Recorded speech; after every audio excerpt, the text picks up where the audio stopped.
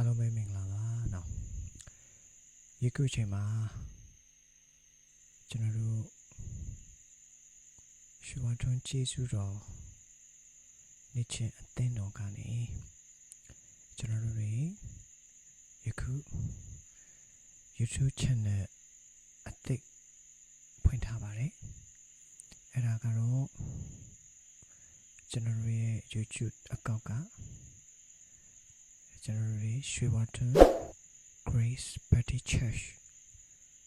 အကောင့်ဖြစ်ပါတယ် channel တစ်ခုဖြစ်ပါတယ်ဒါကြောင့်မလို့ယန္တရားဝေးကျွန်တော်တို့ရဲ့ချစ်တဲ့ဓမ္မမိတ်ဆွေရောင်းစီတိုင်းကျွန်တော်တို့ကိုပါဝင်မိသားစုဖွဲ့ခြင်းနဲ့တူဘုရားသခင်ရဲ့မှုတော်မြတ်မှာပါဝင်ဆက်ခဲ့ခြင်းအဖြစ် like subscribe share အဖြစ်ပါဝင်ဆက်ကပ်ပြီးတော့